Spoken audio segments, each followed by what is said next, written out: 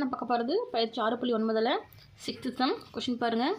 1, -2, 3 என்ற புள்ளியிலிருந்து x - y + z = 5 என்ற தளத்திற்கு வரையப்பட்ட செங்குத்தின் நீளம் காண்க. இப்போது ஒரு புள்ளி கொடுத்துட்டாங்க, ஒரு தளம் கொடுத்துருக்காங்க. இது வந்து செங்குத்தின் நீளம்னா ஒன்று தான், செங்குத்துக்கான தொலைவு கேட்டிருந்தாலும் ரெண்டுத்துக்கும் ஒரே மீனிங் தான். சரிங்களா? இப்போ ஒரு புள்ளி ஒரு தளம் கொடுத்துருக்காங்க. இதுக்கு என்ன நம்ம யூஸ் பண்ணுவோம் நீளம் கண்டுபிடிக்கிறதுக்கு? del equal modulus of ax1 plus by1 plus cz1 plus d1 divided by root of a square plus b square plus c square. Apply பண்ணுவோமா? இந்த இடத்துல பார்த்தீங்கன்னா இப்போது எக்ஸ் ஒய் இசட் அப்படின்னு வந்து பார்த்தீங்கன்னா இப்போ கொடுத்துருக்காங்க பார்த்தீங்களா, இந்த புள்ளியையும் தளத்தையும் வச்சு தான் இதுக்கான வேல்யூ அப்ளை பண்ணி இந்த நீளம் எவ்வளவு அப்படின்றத நம்ம கண்டுபிடிக்க போகிறோம். சரிங்களா? வாங்க பார்க்கலாம்.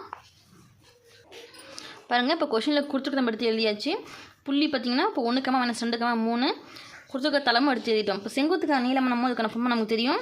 del equal modulus of ax1 plus by1 plus cz1 plus d1 divided by root of a square plus b square plus c square. சரிங்களா? இந்த இடத்துல பார்த்தீங்கன்னா இப்போது ஏபி சினோட வேல்யூ எடுத்து எழுதிக்கலாமா? ஏ பி சினோட வேல்யூ, டி ஒன்னோட வேல்யூ. இப்போது ஈனோட வேல்யூ என்ன? 1, பினோட வேல்யூ -1, சீனோட வேல்யூ +1 எடுத்து எழுதிக்கலாமா? டி ஒன்னோட வேல்யூ இங்கே 5 இருக்குது பார்த்தீங்களா, இந்த 5 தான் டி ஒன்னோட value.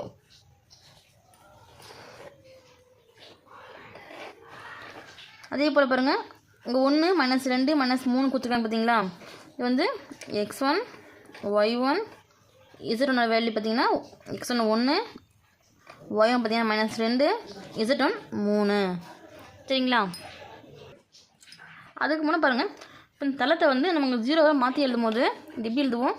x - y + z plus -5 வரும், -5 = 0 எழுதுவோமா? ஏன்னா ஏ பி சி D1 போது இந்த பம்பிள் மாற்றி எழுதுவோம். அப்போ டினோட வேல்யூ என்னவாக இருக்கும்? -5 இருக்குமா?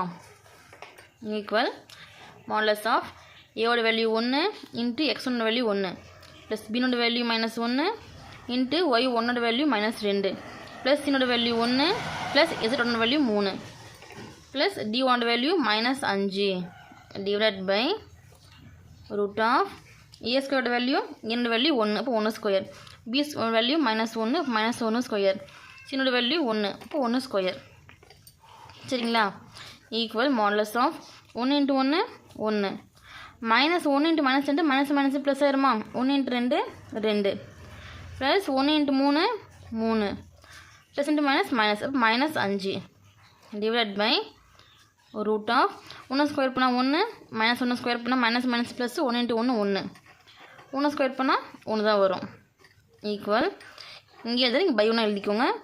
இப்போது மாடுலஸ் ஆஃப் 1 + 2 + 3 6, இப்போ 6 -5 டிவைட் பை கூட்டினா √3. பாருங்கள், இப்போ 6 -5 கழிச்சு என்ன வரும்? 1. மாடுலஸ் ஆஃப் 1 டிவைட் பை √3 வருமா?